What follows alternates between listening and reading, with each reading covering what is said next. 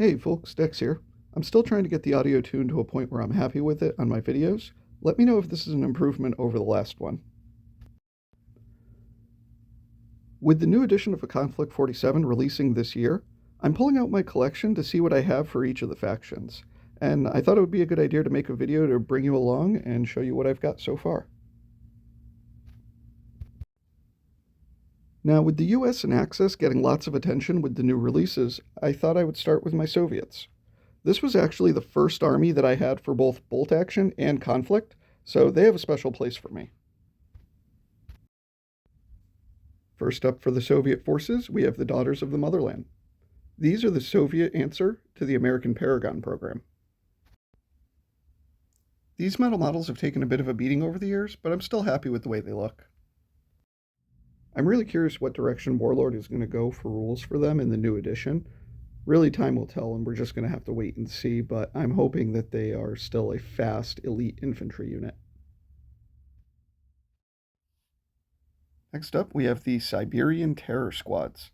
These were one of my favorite units in Konflikt 47 version 1. In game terms, not only were these fast, but they were also immune to flamethrowers, meaning that one of the most effective anti-infantry weapons in the game basically couldn't hurt them. Moving up in durability, we have the Mark II Soviet Heavy Infantry. In version 1, we had the option of running a command squad with these guys, and that's usually what I would do, using the other 5 to run a small infantry section. Generally speaking, you didn't take these guys for their damage output, you generally took them so that you were able to hold objectives. Next up, we have my favorite heavy infantry from version 1. While not as hardy as the Mark II suits, the Mark I suits make up for it with exceptional firepower. The Mark I suits came equipped with a short-barreled anti-tank rifle and a stubby SMG. A few of the suits could even double up on the weapon pods. That meant that a 5-man squad could toss out 7 anti-tank rifle shots with a +2 pen. Because of the short range on their weapons and their slow speed, these guys were actually pretty difficult to use effectively. But when a situation came up where they were useful, they were really, really good. And honestly, at the end of the day, Rule of Cool just makes you want to field these guys. They are one of my favorite Konflikt 47 models, and I feel like they completely capture the vibe that they were apparently going for the Soviets. If the Soviets were to get another light walker, I would love for it to look similar to these and be based off of the Coyote. While the American design looks well made and maintained, the Soviet design could have a much more rough aesthetic with exposed rivets and weld joints. And of course, we can't talk about the Soviet Konflikt 47 army without talking about the Bears.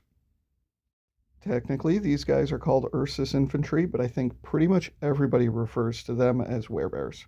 In fact, I've never met a person in real life that referred to them as Ursus. Everyone in my gaming circle calls them werebears. These big brutes were the core of many of my Konflikt 47 version 1 lists. These things are solid metal and they weigh a ton. If the dice don't go your way, you can always just chuck one at your opponent.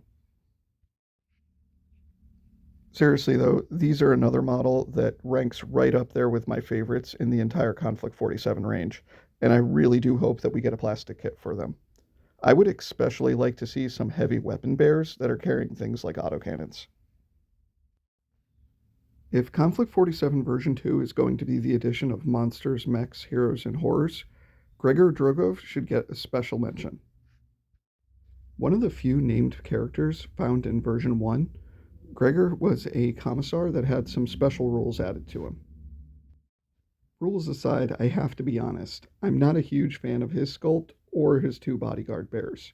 To be completely honest, the 2 bodyguard bears look kinda goofy, and his sculpt, while interesting, is pretty difficult to tell what's going on.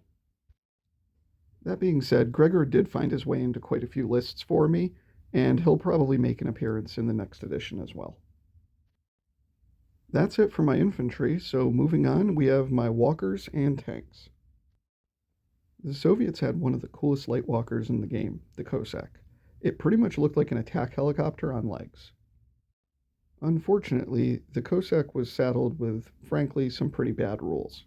While its weapon loadouts were good, its machine gun was listed as coax, which really didn't make any sense. Looking at the model, you can see that the machine gun is mounted in a ball at the front of the nose, and the main gun is slung on the underside of the walker.